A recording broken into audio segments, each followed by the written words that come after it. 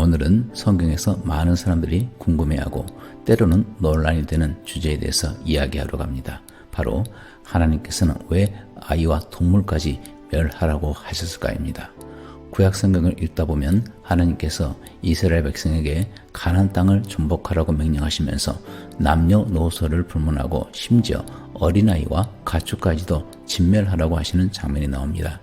대표적인 예로 사무엘상 15장에서 하나님은 사울 왕에게 아말렉 족속을 남김없이 진멸하라고 명령하시면서 남자와 여자, 어린 아이와 젖먹는 아이, 소와 양, 낙타와 나귀까지 죽이라고 말씀하십니다. 여호수아에서도 이스라엘이 여리고와 아이성을 정복할 때 성 안의 모든 생명을 멸절하라는 명령이 주어지죠. 이런 내용을 보면 하나님이 정말 사랑의 하나님이 맞을까 하는 의문이 들 수도 있습니다. 이 문제를 이해하려면 먼저 가나안 민족과 아말렉 족속이 어떤 사람들이었는지 살펴볼 필요가 있습니다. 성경에 따르면 이들은 단순히 다른 문화를 가진 사람들이 아니고 극심한 우상 숭배와 인신 제사를 행하며 도덕적으로 타락한 사회를 이루고 있었습니다.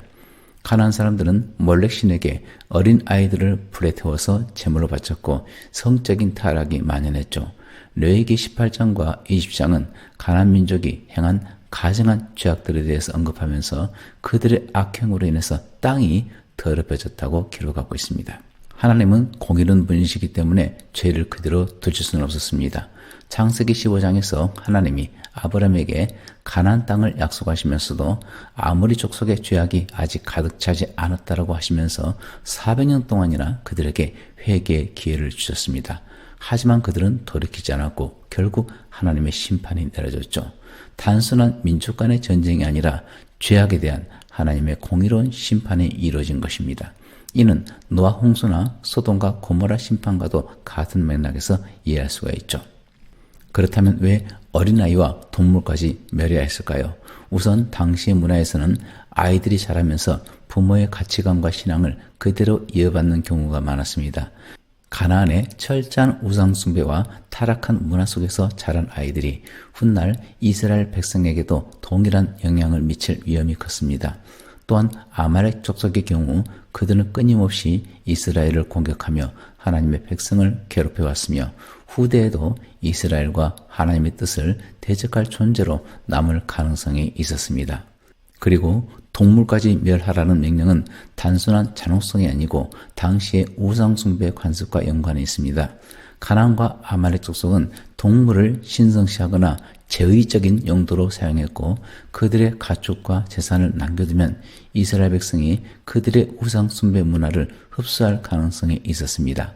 따라서 하나님은 그 땅을 철저하게 정결하게 하도록 명령하신 것입니다.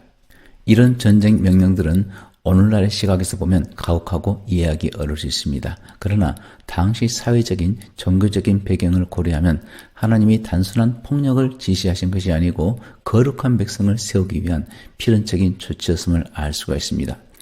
또한 성경의 기록 방식을 이해할 필요가 있죠. 고대 근동의 전쟁 기록들을 보면 완전히 멸했다라는 그런 표현이 흔히 사용되었지만은 이는 반드시 문자 그대로 모든 생명이 멸절되었다는 뜻이 아니고 군사적인 패배와 지배를 의미하는 경우가 많았습니다. 따라서 여호수아에서 진멸했다고 기록된 민족들이 이후에도 등장하는 것을 보면 당시의 문학적인 표현 방식을 고려해야 되는 것입니다. 그러나 신약으로 넘어오면서 하나님께서는 더 이상 이런 방식으로 역사하지 않으십니다. 예수님께서는 마태복음 5장 44절에서 원수를 사랑하라라고 말씀하시고 이제 하나님의 나라는 칼과 전쟁이 아니라 복음과 사랑을 통해서 확정이 되도록 하셨습니다.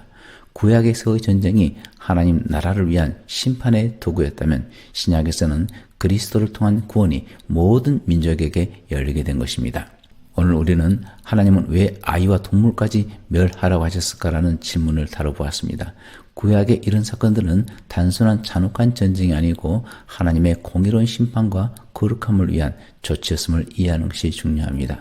또한 신약에서는 이제 더 이상 이런 방식이 아닌 예수 그리스도를 통한 구원의 길이 열렸다는 것도 기억해야 됩니다. 성경을 읽을 때 표면적인 내용만 보고 오해하기보다는 하나님의 깊은 뜻을 이해하려는 그런 노력이 필요하죠. 여러분은 어떻게 생각하십니까?